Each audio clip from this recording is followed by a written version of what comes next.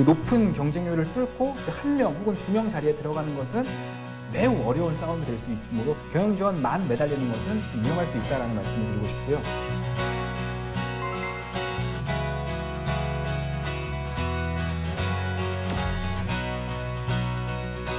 기업 분석을 하는 데 있어서 지금 눈에 보이는 단편적인 현상에만 집중하는 것이 아니라 과거 어떤 일이 있었는지, 그리고 이를 바탕으로 과거와 현재를 잇는 미래는 어떻게 그려질 것인지도 같이 좀 고민을 해보는 게 차별화된 이야기를 할 수 있는 원동력이 될 거라고 생각을 합니다.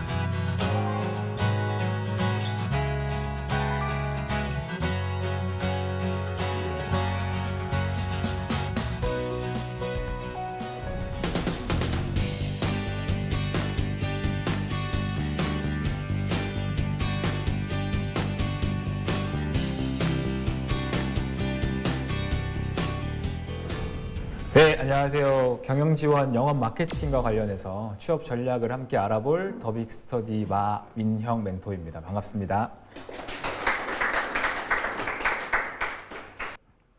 오늘 실제로 같이 이야기해볼 이 세 가지 주제에 대해서 좀 말씀을 드릴게요. 첫 번째는 경영지원에 대해서 경영지원이 구체적으로 어떤 것인지랑 채용에 있어서 경영지원의 특징, 두 번째는 영업 마케팅은 어떤 것인지랑 마찬가지로 채용에 있어서의 특징, 그리고 우리가 앞으로 그러면 지원 전략을 어떻게 짜야 될 것인가에 대한 순으로 한번 진행을 해볼까 합니다.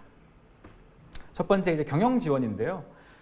경영 지원, 그러니까 경영을 지원하는 것 다 알고 계실 거예요. 그렇다면 기업에서 경영이란 과연 먼저 무엇일까에 대해서 간단하게 말씀을 좀 드릴까 해요. 제가 이렇게 두 줄로 정리를 해뒀는데 인물금, 그러니까 인적, 물적, 금전적 자원을 활용을 해서 기업이 제품과 서비스를 생산하고 이를 고객에게 판매함으로써 수익을 창출하는 활동 다 아실 겁니다. 쉽게 말해 제품을 만들어서 고객에게 팔고 이를 통해 돈을 버는 게 이제 기업에서의 경영이라고 할 수 있는데요. 네, 일반적으로 기업들은 어떠한 좀 조직을 갖고 있을지를 한번 좀 보여드리고 싶었어요. 우리가 경영부서, 경영지원부서를 말하기에 앞서서 어떤 부서들이 있고 어떤 팀들이 과연 경영부서 팀에 소속되는지를 좀 보여드리고자 이렇게 도식화해서 준비를 해봤는데요. 대표적으로 기업은 경영을 하는 데 있어서 그 경영의 결정을 담당하는 최고 경영자가 있고요.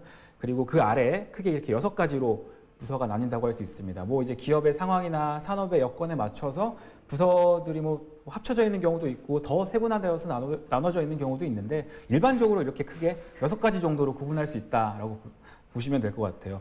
CSO 전략기획부서가 있고요. CFO 재무인사 파트, 그리고 CTO 연구와 개발을 담당하는 부서, CPO 구매와 물류를 담당하는 부서, COO 생산을 담당하고요. CMO 영업과 마케팅을 담당하는 부서, 이렇게 크게 6가지로 구성이 되어 있다라고 보시면 좋을 것 같아요. 그러면 과연 이 6가지 부서에서 실질적으로 그 제품을 생산하고 판매하는 그러한 경영 활동을 뒤에서 지원해주는 부서는 어디라고 생각을 하시나요? 혹시 아마 대부분 눈치를 채셨을 건데 바로 전략기획과 재무인사 파트로 보시면 될 것 같아요. 그러니까 어떤 제품을 만들어야 될까 연구 개발을 통해서 그 물류를 통해 그 배송을 하고 마케팅 전략으로 영업을 실제로 수행하는 이러한 직접적인 경영 활동을 지원해주는 부서가 바로 CSO와 CFO라고 보시면 되는데요. 조금 더 이제 설명을 드리면 CSO는 Chief Strategy Officer라고 해서 기업의 미래 전략, 앞으로 우리가 어떤 먹거리를 가지고 기업이 나아갈 것인지, 아니면 지금 우리가 영위하고 있는 사업을 그 수익을 극대화하기 위해선 어떠한 전략이 필요할지, 혹은 우리가 이렇게 잘하고 있는 것을 대외적으로 혹은 대내적으로 어떻게 알릴 것인지에 대한 전략과 기획을 수립하는 부서가 CSO라고 보시면 되고요. CFO는 Chief Finance Officer라고 해서 이제 돈 혹은 인력과 관련된 좀 내용을 담당하고 있습니다. 기업의 자금, 돈이 어떻게 들어오고 나가는지, 그리고 우리가 쓴 돈에 비해서 실제로 남는 수익은 얼마인지, 그리고 어떤 인력들이 투입이 되거나 조금 그 배치가 되었을 때 그 경영 환경을 조금 더 극대화해서 수익을 낼 수 있는지, 그리고 이 우리가 생산하고자 하는 제품이 특허라든지 아니면 어떤 계약을 통해서 진행이 되어야 된다면 그런 법적인 해석, 법무팀에서도 담당을 할 수 있고요. IR, PR이 보통 일반 대외 혹은 대내 이런 좀 우리가 지금 수행하고 있는 업무에 대해서 알리는 역할이라고 한다면 IR은 조금 더 이제 우리 회사에 투자를 하고 있는 주주들을 대상으로는 어떠한 활동들을 해야 될지 보통 이제 CFO에서 이렇게 담당을 하고 있습니다. 직무 채용에 대해서 간단하게 좀 말씀을 드릴게요. 이 경영 지원 부서 같은 경우에는 대표적인 오버헤드 부서라고 보시면 돼요. 오버헤드가 우리가 그 인터넷에 검색을 해보면 간접비라는 의미를 가지고 있습니다. 그러니까 경영에서 직접적으로 제품을 생산하고 연구개발을 통해서 생산을 거쳐 판매하고 돈을 벌어들이는 이 직접적인 경영 활동과는 조금은 다른 성격의 간접적으로 지원을 해주는 부서라고 말씀을 드렸잖아요. 그렇기 때문에 오버헤드 부서, 간접적인 부서이기 때문에 예를 들어서 뭐 그 전국 각지에 있는 영업 인력을 담당하는 그 인사팀은 본사에 뭐 5명, 6명으로 구성되는 경우도 많고요. 굉장히 글로벌 시장이라든지 우리 전국에서 벌어들이는 돈을 기입하는 재무팀도 본사에 뭐 5명, 6명 정도로 구성되는 경우가 많아요. 굉장히 적은 인원으로 운영되기 때문에 채용 규모도 그만큼 적습니다. 보통 0명, 0명이라고 해도 1명, 정말 많아요. 2명 정도가 채용되는 게 바로 이 경영지원부서고요. 두 번째가 이제 이 내용을 좀 잘 기억하셨으면 좋겠어요. 매출 신장이 될수록 많은 분들은 그만큼 우리도 인원을 많이 뽑겠지. 이런 기사들 많이 보셨을 거예요. 기업들이 굉장히 많은 투자, 뭐 연구나 생산 단지에 투자를 하고 많은 인력들을 채용할 것이다 라는 기사들을 많이 보셨잖아요. 대표적으로 삼성이나 SK나 이런 기업들이 뭐 최근에는 SK 같은 경우에는 기존의 3월, 9월 공채뿐만 아니라 지금 2월 달에도 어떻게 보면 수시 채용으로 인원을 채용하고 있는데 그만큼 많은 인원을 채용하는데 그 인원들을 어느 파트에서 채용하고 있는지를 보면 경영지원부서는 그렇게 많지 않다고 볼 수가 있어요. 그러니까 우리가 기업에서 봤을 때 더 많은 돈을 벌어들이기 위해서는 더 좋은 제품을 생산을 하고 이를 통해서 더 많은 시장에 판매를 해야 되잖아요. 그렇기 때문에 제품을 생산하기 위한 연구개발 인력이라든지 영업, 마케팅과 관련된 인력, 그러니까 영업 인력이 조금 더 많이 필요하다고 보시면 돼요. 그렇기 때문에 이러한 인력들을 관리하는 혹은 이러한 사업들을 지원하는 간접비 성격의 이 경영지원부서는 우리가 투자를 많이 늘린다고 해서 매출이 그렇게 많이 신장한다고 해서 채용 규모를 늘리는 부서가 아니라는 것을 꼭 명심하셨으면 좋겠어요. 그러니까 이겁니다. 기업이 굉장히 많이 투자를 하고 돈을 많이 벌었으니까 많은 사람을 뽑겠네. 경영지원부서도 많이 뽑겠구나가 안 통하는 게 바로 경영지원부서라고 보시면 돼요. 경영지원부서는 항상 채용이 열리면 0명, 1명 내지 2명이라고 보시면 좋을 것 같습니다. 그렇기 때문에 이 1명 내지 2명을 뽑는 자리에 우리가 지금 그래도 경영지원 뭐 예를 들어서 재무팀, 뭐 기획실 이런 곳에서 일을 하면 굉장히 멋있을 것 같다라고 생각하시는 분들도 많고 실제로 또 많은 고스펙자들이 몰리고 있는 부서가 바로 이 경영지원부서예요. 그러다 보니 그냥 기업의 채용이 열린다라고 하면 뭐 경쟁률이 세 자릿수가 넘어가는 것은 뭐 거의 일상다반사라고 보시면 될 것 같아요. 경쟁이 굉장히 심하고 그만큼 채용 규모가 적기 때문에 들어가기가 쉽지 않은 부서다라는 것을 좀 정리할 수 있을 것 같습니다. 그리고 이제 두 번째 영업과 관련된 이야기를 좀 해볼까 하는데요. 여기서 이제 우리 기업이 크게 이렇게 6가지 조직으로 구분이 된다고 말씀을 드렸는데 영업 마케팅은 마찬가지로 그 화면에 있는 내용 그대로 CMO, 영업 마케팅 부서에서 담당을 하겠죠. 영업 마케팅은 각각의 어떤 부서가 있는지 보다는 업무 프로세스가 어떻게 진행되는지를 아는 것이 더 중요합니다. 일단은 영업 마케팅을 크게 5단계로 이렇게 나누는 그 밑 아래 도식화된 내용을 보시면 크게 마케팅은 우리가 생각했을 때 마케팅은 차별화된 아이디어로 혹은 조금 더 좋은 인지도가 높은 그 모델이나 혹은 연예인들을 섭외를 해서 광고를 하는 게 전부다라고 알고 계시는 분들이 많은 것으로 좀 생각이 드는데 마케팅을 조금 더 찬찬히 뜯어보면 이렇게 4가지 단계로 업무가 이루어진다는 것을 알 수가 있어요. 보통 채용을 보면 이런 마케팅이라고 통으로 뽑는 경우도 있고요. 아니면 뭐 상품 기획자를 뽑는다 혹은 IMC 통합 마케팅 관련된 직무자를 뽑는다라고 하는 경우가 있어서 일단은 제가 한번 풀어서 말씀을 드려볼까 해요. 마케팅 같은 경우에는 이렇게 4가지 시장 분석, 상품 기획, BM, IMC로 업무가 진행이 되는데요. 제가 있었던 롯데제과의 예로 좀 설명을 드리면 일단 기존에 있었던 그 과자 시장에서 좀 새로운 상품을 만들면 좋겠다라는 얘기가 좀 많이 나왔었어요. 그래서 어떤 상품을 우리가 만들어야 될 것인가를 고민하게 됩니다. 근데 무턱대고 그냥 쉽게 말하면 탁상공론이죠. 이거 한번 만들어 보자 라고 해서 만들면 바로 그게 상품이 잘 팔릴지 안 팔릴지 안 팔릴 확률이 높겠죠. 그래서 그럼 어떤 상품이 팔릴지에 대해서 그럼 지금 잘 팔리고 있는 상품이 뭐고 사람들이 더 사고 싶은 상품이 뭔지에 대한 분석을 한번 해보자. 시장 분석 단계가 첫 그 마케팅의 단추로서 시작이 됩니다. 그러니까 우리 시장이 어떤 시장인지 그리고 패스트라고 하잖아요, 보통. 환경 분석을 하는 주요 그 4가지 영역을 패스트라고 하는데 폴리티컬 정치적인 요소, 환경적인 요소, 그 다음에 사회적인 요소, 기술적인 요소를 보통 이렇게 앞글자를 따서 패스트라고 하는데 이 패스트와 관련된 분석들을 해보고요. 그 다음에 이제 여러 가지 리스트를 해보면 여러 가지 이제 리스트업을 하죠. 이러한 상품들이 잘 나가고 지금 고객들의 수요는 이러한데 이러한 상품들이 더 좀 필요할 것 같다라는 내용들의 결론을 도출할 수가 있어요.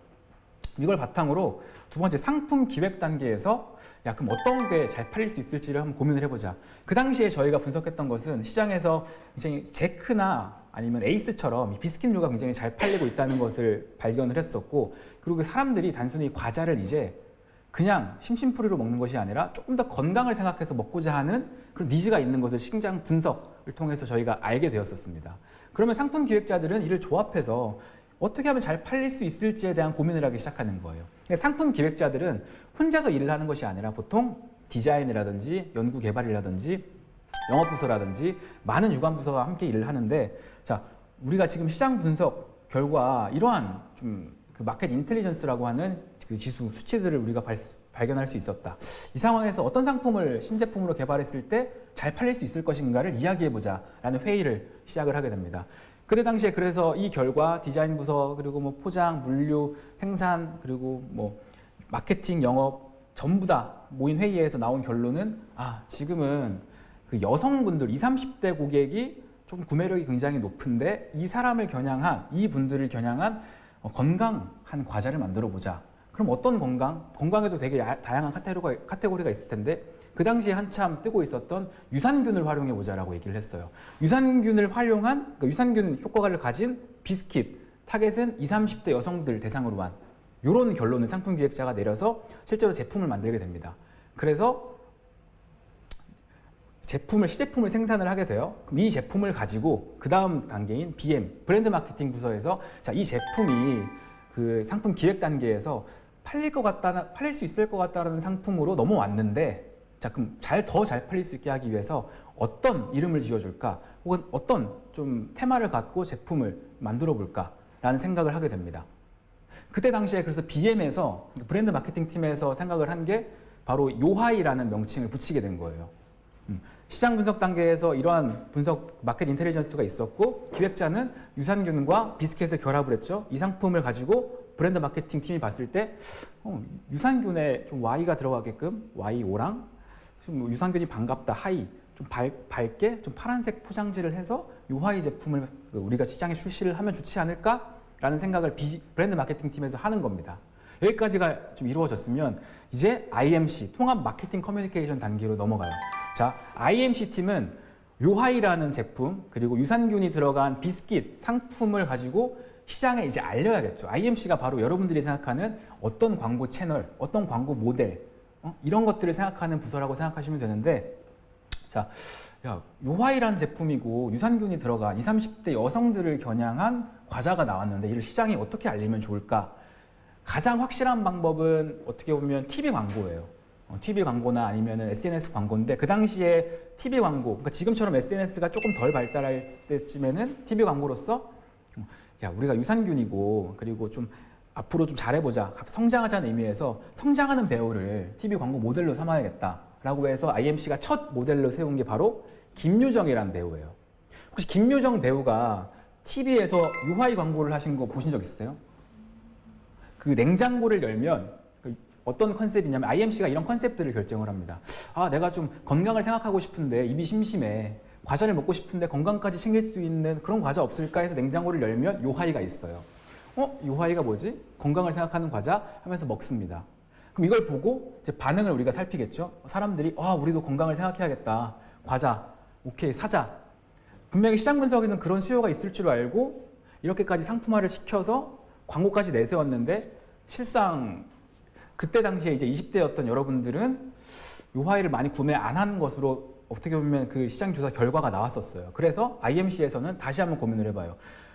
이거를 김유정이랑 광고를 해서 김유정이랑 광고 모델을 세워서가 문제일까 아니면 네이밍 자체를 요하이가 너무 촌스러워서 문제일까 생각해봤을 때 요하이는 그대로 살리고 모델을 좀 20, 30대 여성을 타겟팅할 수 있는 모델로 가보자라고 IMC에서는 새로 좀 결론을 내려요. 그래서 그 당시에 김유정 모델, 광고 모델 계약 기간이 끝난 이후에 새로 모델로 우리가 선정한 게 이제 워너원이 되겠죠.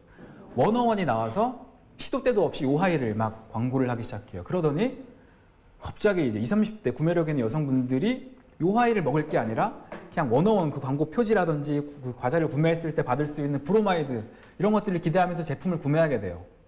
그래서 이 마케팅 전략이 굉장히 성공을 하게 되죠. 그러니까 단순히 우리가 마케팅을 지원한다라고 했을 때 차별화된 아이디어를 바탕으로 어떤 채널, TV라든지 SNS 어떤 채널을 통해서 어떤 식의 테마의 광고를 할 건지 이런 얘기를 하는 것은 마케팅 업무의 마지막 단계라고 할 수 있는 이 IMC 부서의 업무를 이야기하는 거라고 볼 수 있어요.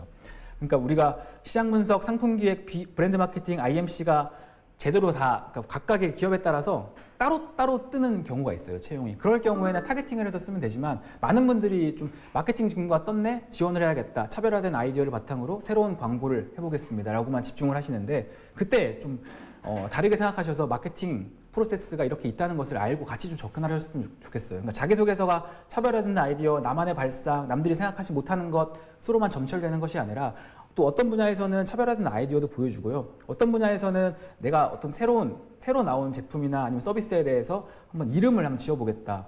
아니면은 상품을 기획할 때 있어서 다른 사람들과 함께 회의를 해야 된다고 말씀을 드렸잖아요. 그래서 유관부서와의 협력은 어떻게 진행하면 좋을지에 대한 내용도 같이 좀 이루어진다고 한다면 마케팅 부서에서 사실 실제로 업무가 이렇게 나눠져 있기 때문에 어디에서 TO가 발생해 마케팅 부서 채용이 있는지 몰라요. 그러니까 상품 기획자가 필요한데 마케팅 부서로 채용이 열릴 수도 있기 때문에 근데 거기서 내가 무조건 난 차별화된 아이디어, 마케팅 채널을 담당해보고 싶다는 얘기만 하면 좀 기업에서 발생한 TO와는 다른 이야기를 하고 있어요. 그렇기 때문에 이 네 가지 그 업무 프로세스가 있다는 것을 좀 숙지를 하고 자기소개서나 우리가 면접 때 어필을 하는 게 좋아 보이고요. 영업과 영업관리의 차이는 과연 무엇일까? 이게 제가 2018년도 하반기에 SPC그룹 공채 그 홈페이지에 들어가서 따온 건데 보시면은 같은 SPC그룹의 계열사 삼립과 파리크라상의 공고를 한번 유심히 보시면은 SPC 삼립 같은 경우에는 똑같이 상경계열 식품 관련학 전공자를 우대하면서 영업 직무를 뽑고 있고요. 그리고 파리크라상 같은 경우에는 똑같이 상경계열 식품 관련 전공자를 우대하고 뭐 직영점장 사업 지원 업무에 관심을 가진 지원자를 모집하는데 영업관리라는 명목으로 모집을 해요. 영업과 영업관리. 그러니까 크게 이렇게 보시면 돼요. 기업에서 나누기 나름이지만 실제로 대졸 공채가 가서 수행하는 일은 뭐 우리가 어떤 아까 말한 그 술을 실제로 그 술집이나 식당에 이런 데 가져가서 판매하는 건 아니고요. 그 판매하고 있는 채널, 경로들을 많이 확장시킨다라든지 판매하고 있는 그 상권에서 더 많이 판매할 수 있도록 촉진 활동을 한다라고 보시면 돼요. 기업에서 우리 대졸 공채 영업관리자를 뽑으려고 하는 이유, 영업자를 뽑으려고 하는 이유. 이렇게 나눈 이유가 뭔지를 간단하게 좀 말씀을 드려보면 삼립에서 영업 직무를 수행하는 것은 그러니까 삼립이 어떤 기업인가요? 그러니까 빵으로 굉장히 유명하잖아요. 빵, 식자재를 공급을 하는 그런 업체인데 이런 식자재를 지금 공급하고 있는 뭐 급식 업체나 아니면 식당이나 이런 것뿐만 아니라 새로운 거래선을 뚫어야 할 때 지금 가지고 있는 거래선뿐만 아니라 새로운 거래선을 뚫는 것이 우리의 좀 경영 활동 아까 말한 더 수익을 창출하는 가장 좋은 방법일 때 바로 영업이라는 표현을 많이 쓰고요. 영업 관리 같은 경우에는 새로운 무언가를 뚫기보다는 기존에 우리가 잘하고 있던 거, 기존에 우리의 어떤 뭐 가맹점이라든지 직영점을 더 잘 운영함으로써 수익을 창출하는 그 성격이 더 강할 때, 쉽게 말하면은 편의점 같은 경우에 편의점 그 뭐 GS 리테일이나 BGF 리테일에서 뽑는 것은 영업 관리, 롯데 제과, 롯데 푸드 혹은 뭐 아워홈, 청정원 이렇게 식자재를 가지고 이 식자재를 납품할 수 있는 새로운 거래선을 뚫는 게 중요한 곳은 영업이라는 말들을 많이 써요. 근데 많은 분들이 그러니까 영업이라고 공고가 뜨면 실제로 막 가서 보험을 파는 것처럼 뭘 우리가 트럭을 몰고 파는 게 아니야? 라고 생각하기 때문에 뭐 영업 일에 좀 다 가깝긴 하지만 영업 관리라고 올리는 경우도 있고요. SPC 그룹 같은 경우에도 BR 코리아라는 계열사 혹시 아세요? BR 코리아? 여기에 제가 가져오진 않았는데 BR 코리아라는 계열사가 있어요. BR 좀 익숙하지 않으세요? BR 베스킨라빈스 베스킨라빈스랑 던킨도넛을 관리하는 그 계열사인데 2017년도까지만 하더라도 영업 직무로 모집을 했어요. 근데 영업 직무라기보다는 기존에 가지고 있는 베스킨라빈스 서리온 매장, 던킨 매장을 관리하는 성격이 좀 더 강하기 때문에 그러니까 기존에 우리가 운영하고 있는 상점, 가맹점들을 관리함으로써 매출을 올리는 것이 더 큰 성격이기 때문에 18년도부터는 영업관리라는 명칭으로 좀 바뀌었더라고요. 그런 것처럼 영업과 영업관리는 뭐 실제로 기업에서 수행하는 업무가 그렇게 다르진 않은데 굳이 구분을 한다면 식자재나 아니면 이런 제품들을 납품함으로써 새로운 거래선을 뚫어야 할 때는 영업이라는 표현을 많이 쓰고요. 그러니까 보험 영업이라는 얘기를 많이 하잖아요. 우리가 가지고 있는 보험 상품들을 더 많은 사람에게 가입을 유도함으로써 우리 매출, 수익을 더 올리려고 하는 보험 영업. 보험에서 영업 관리는 기존에 우리가 그 보험 설계사분들을 관리하는 거잖아요. 기존에 계신 분들을 조금 더 교육을 하거나 관리함으로써 더 보험 영업을 잘할 수 있도록 관리해주는 업무. 보험에서도 영업과 영업 관리는 이렇게 구분이 되거든요. 그렇게 이해를 하시면 좋을 것 같습니다. 그래서 영업과 마케팅 직무의 채용의 특징을 좀 말씀드리면 영업 같은 경우에는 본사에서 이 제품을 판매를 하기로 했다. 그리고 이렇게 마케팅이 잘 된 상품을 서울에서만 팔 게 아니잖아요. 서울 수도권을 비롯한 전국 각지에서 판매해야 되기 때문에 유통망이 그렇게 많아요. 그러다 보니 더 많은 인력이 필요한 것이 사실입니다. 지방 근무 인력까지 필요하기 때문에. 그리고 보통 보시면 아시겠지만 지원 문턱이 굉장히 낮습니다. 전공 제한이 없다라든지 혹은 관련된 필수 자격증이 없다라든지 이런 경우가 굉장히 많기 때문에 뭐 전공에 상관없이 굳이 상경 계열이 아니더라도 뭐 쉽게 지원할 수 있는 부서가 영업 부서고요. 그리고 좀 한 가지 그래도 그나마 좀 스펙이라고 한다면 반드시 필요한 스펙이라고 한다면 영업과 관련해서는 운전면허인 것 같아요. 그러니까 우리가 지금 해당 그 거점에서 뭐 서울 본사가 됐든 지역 영업소가 됐든 거점에서 거래선까지 이동해야 되기 때문에 대중교통으로 이용하는 것보다는 아무래도 자신의 차량을 혹은 회사의 차량을 이용해서 이동하는 것이 굉장히 효율적이다 보니까 운전면허를 보유한 사람을 좀 더 우대, 어떻게 보면 필수로 좀 요구한다고 보시면 될 것 같고요. 마케팅은 본사에서 근무를 합니다. 아까 말한 것처럼 시장 조사 분석은 이제 아마 분석 기관에 맡기는 경우가 많고요. 상품 기획부터 시작해서 마케팅 전략을 수립하는 IMC 부서까지 보통 본사에 있기 때문에 본사에서 적은 규모로 운영이 돼요. 그래서 채용 규모가 굉장히 작다. 대신에 지원 문턱도 보시면 꼭 뭐 상경 계열이 아니더라도 지원 가능한 경우를 많이 볼 수 있습니다. 그래서 지원 문턱이 조금 낮긴 하지만 해당 분야 예를 들면 패션이면 패션, 유통, 뭐 화장품, 엔터테인먼트, 통신 자신의 분야에 대한 명확한 좀 로열티가 있어야지 내가 이 분야에서 어떤 상품을 기획할 건지 이 상품에 맞는 적절한 모델이나 광고 채널은 무엇일 건지에 대한 결정이 되기 때문에 좀 그 분야에 대한 집요한 관심이 좀 필요하고요. 공모전 등 수상 경력이 있으면 좀 더 유리한 이유가 뭐냐면 그러니까 마케팅을 잘하는 사람을 우리가 어떻게 고를 수 있는가 생각해 보면 쉬워요. 기업 입장에서는 조금 더 상품을 잘 기획할 수 있고 마케팅 어떤 통찰력을 발휘해서 마케팅 전략을 수립할지 조금은 똑똑한 인재를 원하긴 하는데 그걸 바로 자기소개서나 이력서에서 바로 캐치하기가 쉽지 않습니다. 학점이 높다고 우리 IMC 전략을 잘 수립할까? 조금은 생각하기 쉽지가 않아요. 그러면 이거를 바로 우리가 마케팅을 잘한다라고 자신 있게 이야기할 수 있는 것은 관련된 공모전에서 수상을 했던 근거가 되겠죠. 그래서 마케팅 같은 경우에는 좀 공모전을 한두 개 이상 수상을 했으면 조금 더 유리한 측면이 있고요. 그래도 공모전도 공모전 나름인 것 같아요. 그냥 뭐 교내에서 혹은 우리 동아리 내에서 했었던 공모전에 입상을 했다고 하면 그렇게 뭐 인정을 해주는 경우가 그러니까 점수로 따지면은 높은 점수를 받기는 쉽지 않을 것 같고 인정은 해주겠지만 그러면 마케팅이라고 했을 때 뭐 제일기획이라든지 아니면 좀 정말 이름 있는 유명한 공모전에서 우리가 수상을 했다고 하면 거의 뭐 그런 경우에는 뭐 인턴까지 부상으로 주어지는 경우도 있더라고요. 그래서 좀 네임밸류가 있는 공모전에 수상을 했을 때 정말 마케팅 직무로 취업을 우리가 확률 높게 생각을 해볼 수 있는 것 같고 이렇게 영업 마케팅을 정리를 하면 이제 우리가 직무를 한번 결정을 해야 되는 순간이 올 겁니다. 이제 곧 상반기가 시작될 3월 어떻게 보면 거의 이제 1주 정도 남았다고 볼 수 있는데 아마 이 직무 전략과 관련해서는 제가 이 두 가지 한번 예시를 좀 먼저 말씀을 드리고 싶어요. 실제로 18년도 하반기에 취업을 준비하면서 최종 합격까지 이뤘던 사례인데요.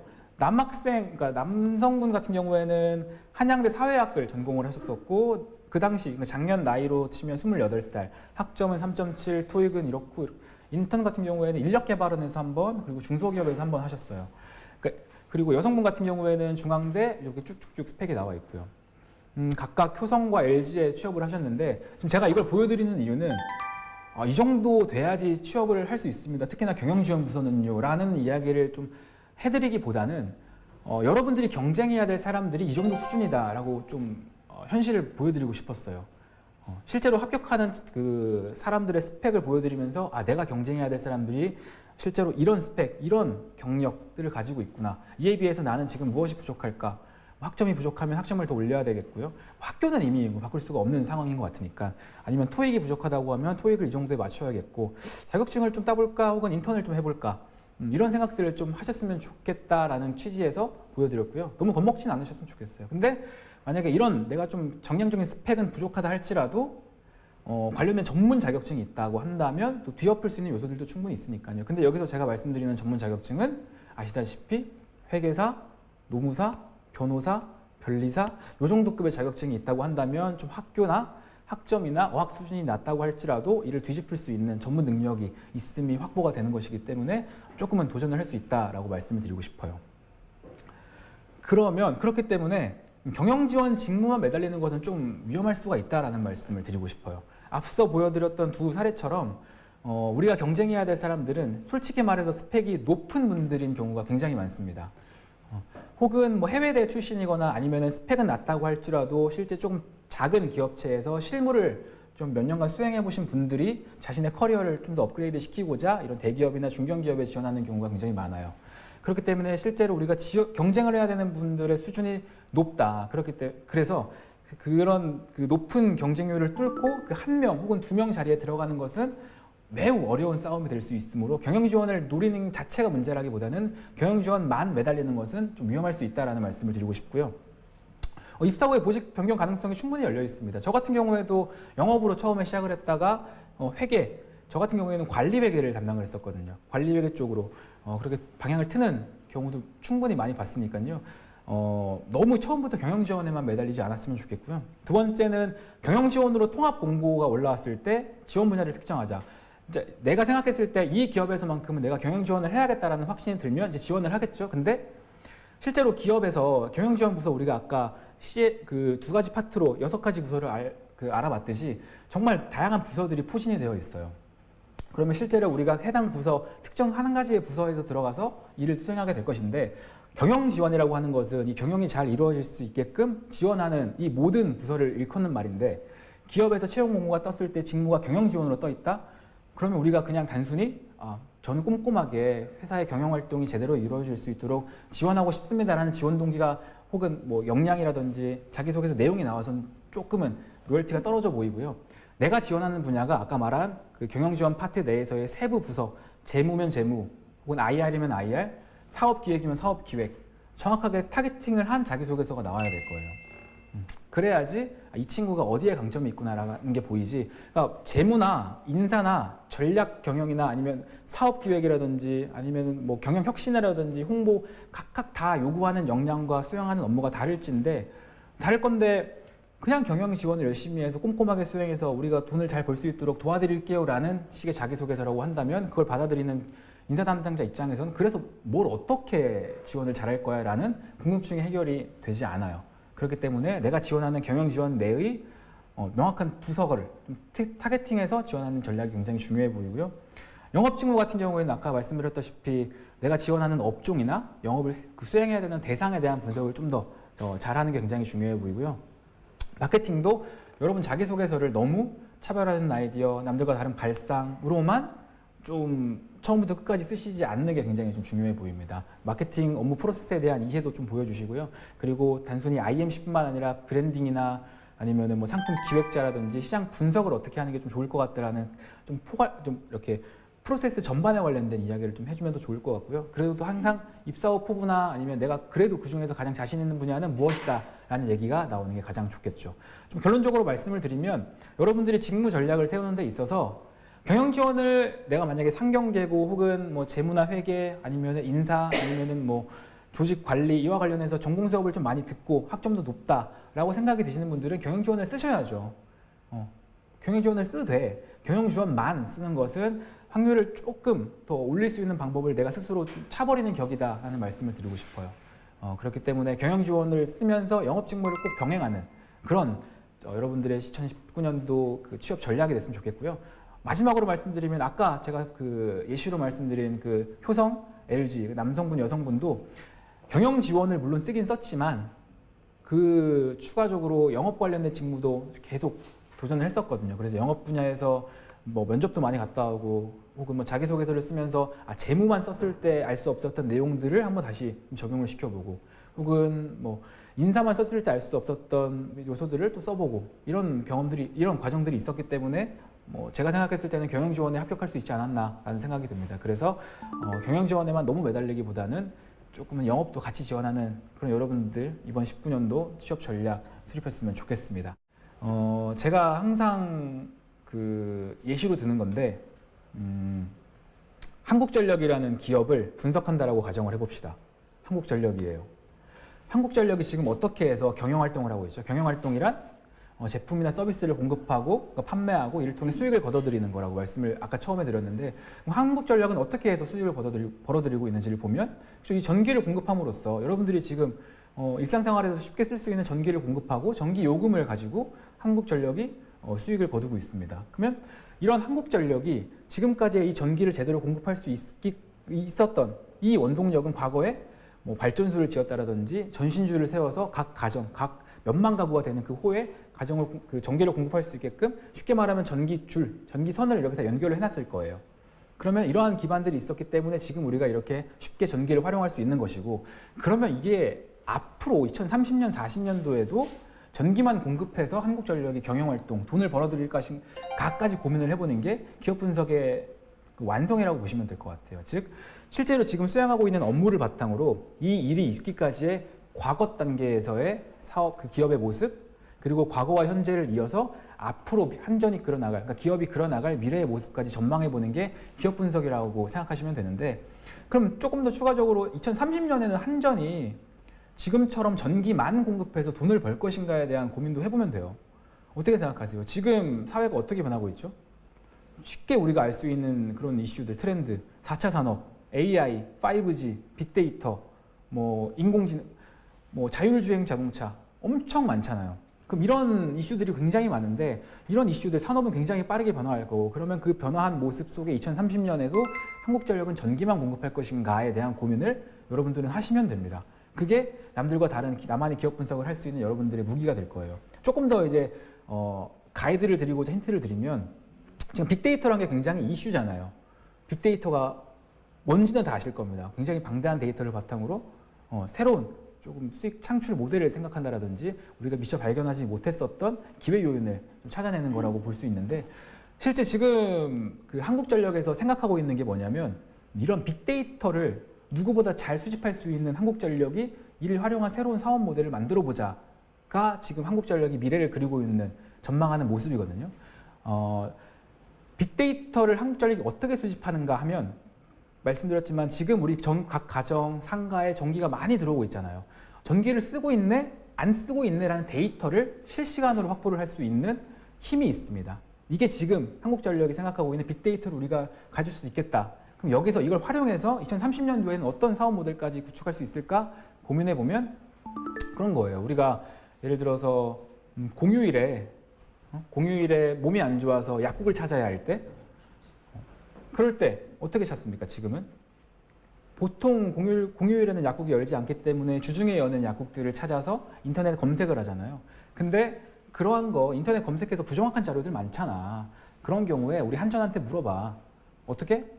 우리 한전이 어느 약국에 지금 전기가 들어가고 있는지를 알고 있기 때문에 그러한 상황에서 보다 더 정확한 데이터를 줄 수 있을 것 같아. 그러니까 나중에는 우리는 빅데이터를 활용한 이 사업 모델 그때 우리한테 전화를 하게 되면 인터넷보다 더 정확한 결과를 얻을 수 있을 것이야 라고 생각하는 게 한전이 그리는 미래 2030년도의 모습입니다. 이런 것들을 우리가 생각할 수 있다고 하면 궁극적으로 2030년도에 한전의 경쟁사는 뭐 지금 인터넷 네이버나 구글 같은 포털 검색 플랫폼이 될 수도 있을 거예요.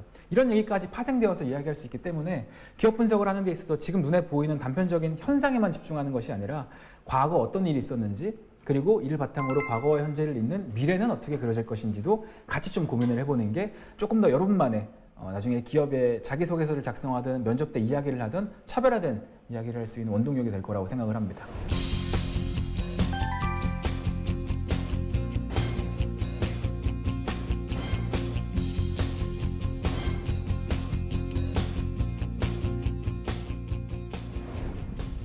이상으로 경영 지원과 영업 마케팅 취업 관련 강의를 모두 마치도록 하겠습니다. 감사합니다.